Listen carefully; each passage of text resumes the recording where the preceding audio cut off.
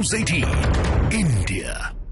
Middle east में Iran, फिलिस्तीन, Hamas के बाद अब अमेरिका का एक और बड़ा दुश्मन तैयार हो रहा है, जिसने अमेरिका को दहलाने की पूरी साजिश रच ली है।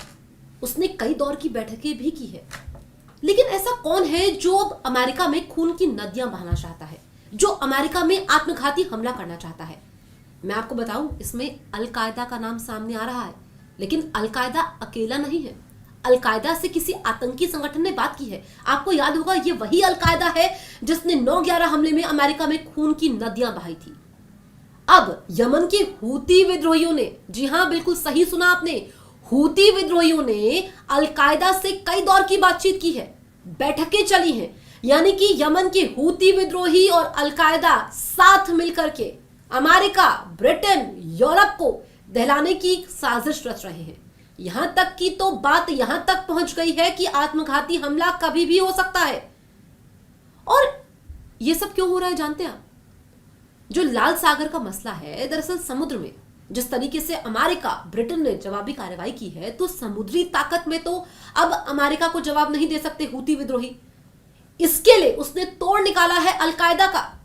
और अल-कायदा जिसने पहले भी अमेरिका को जख्म दिए हैं, ऐसे जख्म जिसकी भरपाई अमेरिका नहीं कर सकता, और अब उसने हूती विद्रोहियों के साथ मिलकर के, ये दोनों तरफ से है, क्योंकि यमन में जिस तरीके से यमन का आतंकी संगठन है हूती विद्रोही, यमन में अपनी उपस्थिति अल-कायदा दर्ज करना चाहता है, और हूती विद्रोहियों को अल-कायदा का साथ मिल गया है, जिससे अमेरिका जो लाल सागर में कार्रवाई कर रहा है, कम से कम समुद्र में तो नहीं, तो ऐसा एक आत्मघाती दस्ता तैयार हो गया है जो अमेरिका को दलाएगा, उसके साथ साथ ब्रिटेन को भी, और पूरे यूरोप में इस वक्त संकट के बादल हैं। लाल सागर में जो जवाबी कार्रवाई की गई है, क्योंकि लाल सागर में हमने देखा कि जिस तरीके से हमले हो रहे थे, जहाजों पर हमले हो रहे थे, और लगभग 10 से 12% जो समुद्री इलाका है, लाल सागर का इलाका है, वो हूती विद्रोहियों के कब्जे में है। ऐसे में उस इलाके में, वहां पर जो बंदरगाह है, वहां पर कई दौर की बैठक होती है।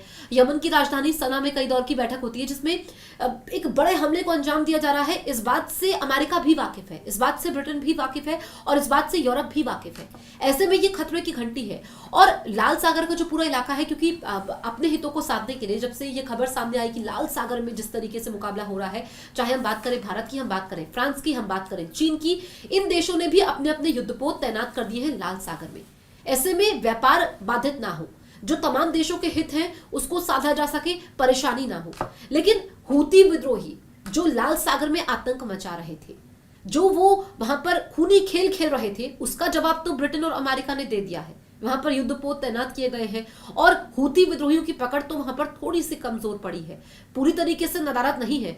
लेकिन अब आप ये समझिए कि अल-कायदा के साथ मिलना, अल-कायदा का भी हूती विद्रोहियों को साथ देना, और जो मौलवी, जो कि समर्थक माने जाते हैं हूती विद्रोहियों के, वो मौलवी भी इस बैठक में शामिल हैं। तो अल-कायदा क्या करने वाला है? अमेरिका, जिसकी सुरक्षा का लोहा पूरी दुनिया मानती है, ताकतवर देश है, इस बात में कोई दो राय नहीं है। अमेरिका की सेना की अगर हम बात करें, लेकिन अब इस बात का तोड़ क्या अमेरिका निकालेगा, या फिर ये जो हूती विद्रोही और अल-कायदा साथ में आए हैं, इससे क्या अमेरिका दहलेगा, या फिर कोई बीच का रास्ता निकाला जाएगा?